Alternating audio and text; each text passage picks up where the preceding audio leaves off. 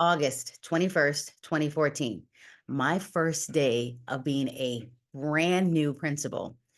All new teachers, meaning this was a new school, all students coming from all over the district, and their parents dropping their kids off. Now, this is elementary school, so you can just imagine what that looked like.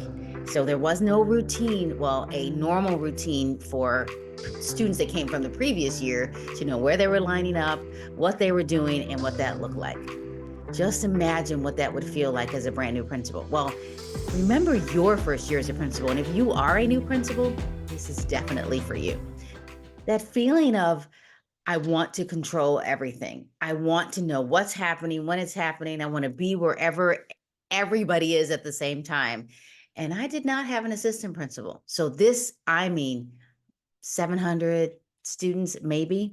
Let's see, 3 kindergarten classes, 1 transitional kinder class, 3 first grade, 3 second grade, 3 third grade, 2 fourth grade. No, 3 fourth grade, 3 fifth grade, and 2 sixth grade. It was a lot. This was an indoor school in California. Boy, was that a treat. Coming from Illinois, we loved our indoor schools because if it snowed or rained, we could hang out inside like it was a place to be. So I just remember thinking, okay, there's so much going on. And if I could go back to 2014, now that it is 2024, 10 years later, what would I tell myself? What would I do? And I did learn some things over that just under 7 years. And I mean, seven, like to the day. I would tell myself a few things. And here's what I would tell myself. There are so many things I would tell myself back in August of 2014. And I just remember thinking, wow, there's so much going on and so many things coming at me. And I wanted to solve all the problems. I'm a problem solver. You give me something, I hear it. Let me fix it right now. However, I would take a step back. And throughout that first year, even that second year, I would listen and be present. Now, that seems very cliche, very easy. But if you know yourself, do you really listen? Do you stop, pause, and take in what the other person is saying? Or in your mind, do you already have either a rebuttal? Do you already have something to say to fix the problem? Do you already come to some conclusion that you are right and they are wrong? Like, do you? Because I remember thinking, oh, I can solve that problem right now, instead of just listening. And if you are in a marriage, you have one of the spouses that you say a problem and they've already fixed it. Well, this is what you need to do, honey. Do this, this, and this. People just want to be heard. I mean it. Like sometimes they don't even want you to fix their problems. Sometimes they're just like, I just need to get it all out, get all the mess out, and then I can figure out my own problem. Most people have the answers to their own problems. And being really present and in the moment. Now, if you have trouble with that, I recommend sitting down, listening. First of all, if you're typing on your computer, you know who you are. Turn around, face the person talking to you. If you have real problems with that, like it's a problem, get up, move, and go to the table that you have in your office or go to another room or at least stand with the person, because you are not present if you're just talking and you're going, you didn't hear a word they said. We're all guilty of it somehow, whether you're just like writing or if you're in a meeting, because like I would put this in your bag if you have it, because if you're in a meeting and you're doing this, you're not listening, especially if you are in your own teacher meeting and the teacher is present and they are presenting. Listening changes everything. I remember having families come in and they were frustrated with their own children. They were frustrated with why aren't they performing, or they were performing very well and they just wanted to know what they could do differently at home to help enhance that. Now, me as a parent, I know what I would have done as a parent, but that doesn't mean it's what they would do. If they asked me for advice, that's different. But if they just wanted to say, this is what's happening and I'm not quite sure what to do, ask more questions. Well, what do you think you could do? What are some solutions that have worked for you in the past? What's happening at home? Why do you think this is happening? Because sometimes the parents might actually say, well, I give them the iPad when they get home. I give them 30 minutes on their phone. Well, that's a stimulant, and I'm just going to listen because I know it's a stimulant. Well, I don't want them to do homework at home. Whatever it is, sometimes the parents are part of the solution. They might even be part of the problem, but that happens. The same with teachers. They will come into your office and they will be frustrated with you. They will tell you about yourself, and then you get all in your feelings and you're upset. They just want to know that they can just let it out, and you let them. Now, if they're, using, epithets and swearing at you, that's one thing. Sometimes you might even say, "Do you need to use that language? I really want to hear what you have to say. I do, but this feels bad when you're screaming at me." Get your journal out. I'm going to take some notes because I want to make sure that I'm present. I want to make sure that I'm really listening to what you have to say, because typically we are just listening with a solution, or we're listening with that, face. Don't listen with the face. I am so guilty of the face. It is okay to, I remember that. Let me just go back to the teacher. I had a teacher come in and just tell me, I don't think you like me. And I was like, caught me off guard. However, if you ever read Peter Senge's book, he says that, most teachers may not be on your side. They may not trust you, but that's good knowledge. And I wanted this teacher to trust me. And I really appreciated this teacher. This teacher was great at what she did. And so what we did, I just listened. And I listened, and the teacher thought I had favorites. And you probably have teachers that are high performers, and even if they aren't high performers, you may focus on a certain group of teachers. And whatever your style is, I took a step back and said, okay, what's one thing that I can do to support you so that you can see that I really want to be there for you? And do that one thing. Do whatever it is. And this one thing for this teacher was basically, I want you to, work with me when a parent is upset at me. And what we did is we came up with this plan of, well, if you think a parent's going to be upset with you and I don't know when they come in, but that they might come in, tell me, because we can work on that together, because parents are going to be frustrated. They don't know what's happening always in the classroom. Maybe that's another thing that you can provide. I just give me one thing and let me support you and show you that it works. Now, I am an advocate that it needs to be supportive for the student, helpful for the teacher, and something that is workable for families. We cannot control what families do at home. As much as we'd like to, it's their family. But when they come to school, we do have certain rules and regulations and ed codes and things like that. So one of those things is when the family is upset because the teacher is very, direct and strict and a great teacher, you ask the family, well, what does this feel like for your child? Well, they feel bullied. Well, let's define bully. Tell me what that means to you, to the parent. And then that's what we did, because this parent was just wanting to be heard, and the teacher wanted to know that she could trust me. So we did that. We talked about that, and it worked, and it took some time.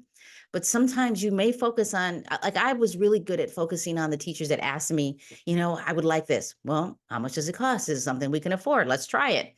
And those are the teachers that typically would get what they needed because they would ask. So what I did was, when teachers would say they were favorites, I said, well, tell me why. Will you do this for this teacher? Well, and then would you like me to answer why that happened? Like, talk to your teachers, let them tell you how they feel, because the outcome really was, well, the teacher asked, you didn't ask. And sometimes you have to have those conversations openly, one-on-one. You don't need to out a teacher, in a big group setting and like a professional conversation. You can have those conversations one-on-one, and you will be surprised if you really take a moment, step back and say, tell me what you need. Tell me how can I support you? It really works. The second thing, control what you can control and be in the moment. Be what we call, or I will call, reflexivity, reflexive. If you're not quite sure what that term means, it means being in the moment while it's happening. Reflexive means at the end of the day, writing down what happened, reflecting on what you could have done differently. Reflexivity, being in the moment, means you are going to change what possibly could be an outcome that could go bad, and you can process and think. You can only control yourself as a principal. You can control yourself. You cannot, let me reiterate, you cannot control what other people do. You can only control what you do.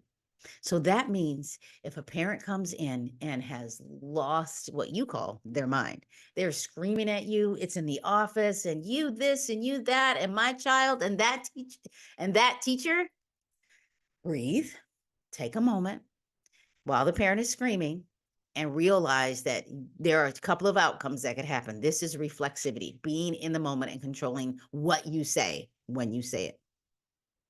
When there's a breather, I hear what you're saying. You can take a moment, stop. I want you to look around while you're screaming. Everybody's watching this. It doesn't have to be an episode that everybody has to memorize or remember. I hear what you're saying. Can we talk together in a separate place? The other thing that you can control is walking, because hopefully the parent will follow you. Why don't you come with me? And if you know that they're like, I'm not going with you anywhere, you can excuse the people in the office because they can control that. You can ask one person to stay with you, some support, so the parent can calm down. Because that part of the brain, you can control what we call our amygdala. Some people call it the lizard brain. Basically, the part of the brain that just controls things that, like walking and breathing. It's just lizard brain, meaning it's been hijacked. The amygdala has been hijacked by that parent until they get it all out. They're not going to calm down, and you can control how you respond. It is the gift that keeps on giving if you don't raise that person's level of, I am just so mad. And if you trigger that person more, it's going to get worse. Can you imagine if you just, I hear what you're saying. I'm sorry that happened. And then stop talking. And you can nod and you can mimic, they will mimic you if you just slow your breathing down and you have the face of just sincerely listening. And they may call you a word that you don't like, whatever that is. Remember, you are not what they call you. You be confident in who you are so that you don't lose your, that. You don't want your amygdala to be hijacked, please. As a principal, even if a teacher comes in hot and heavy, a student, especially middle school and high school, there are a couple of tricks. I would sometimes have a ball and I would bounce it because there's a cadence to it. The other thing that I would do is I would walk, side to side. I would sway a little bit because there's a cadence to it, very slightly, so it doesn't seem, annoying or triggering, but mimicking, just something that you can do so that something to focus on. It does help for you to listen.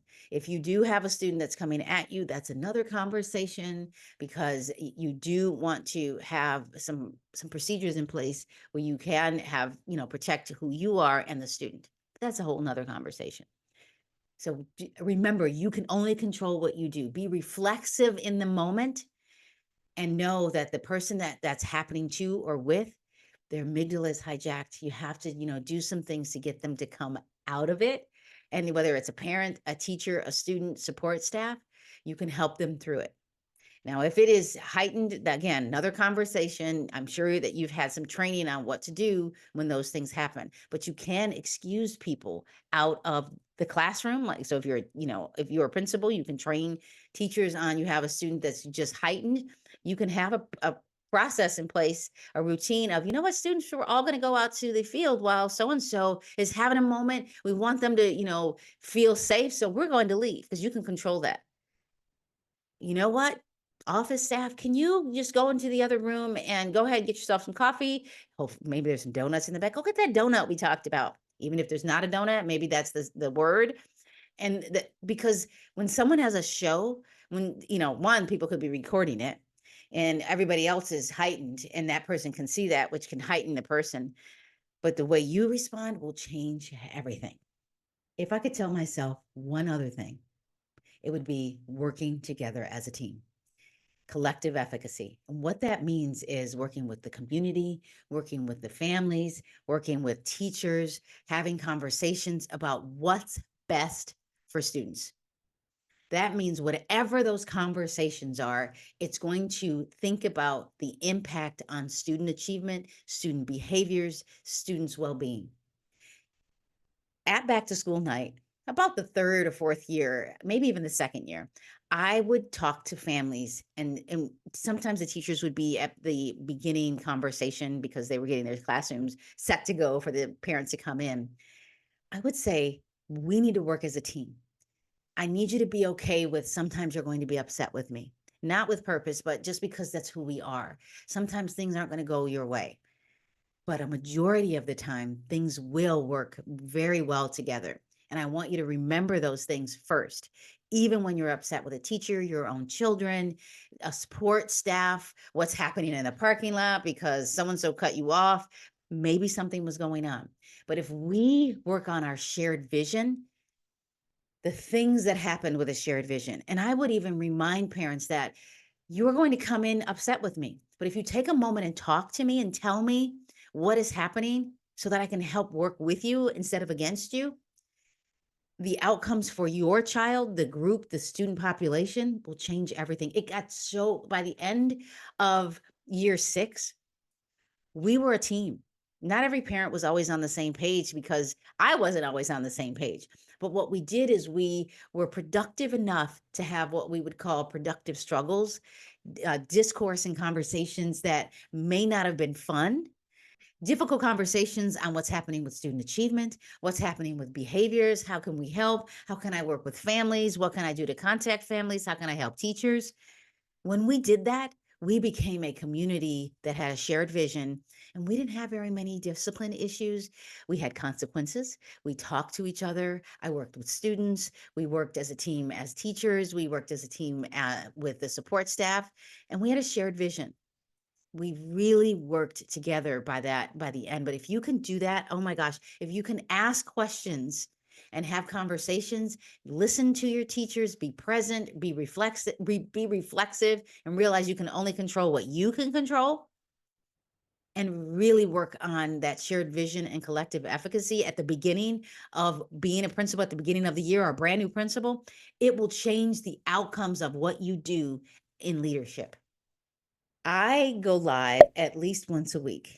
And if you are interested, you can go into the description, click on the subscribe, and you will get an email notification on when I go live, some freebies, some resources that I've created with PDFs that can help support you as in leadership, so that you are just the greatest principal you can be, and that your teachers will support you and that you support them, that you support your community as a listener, that you go out of your way to have collective efficacy, and you realize that the only person you can control, even when you're upset, is you.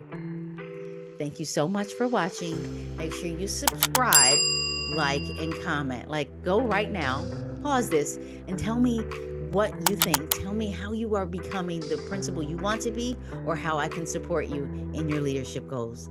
Thank you so much for watching.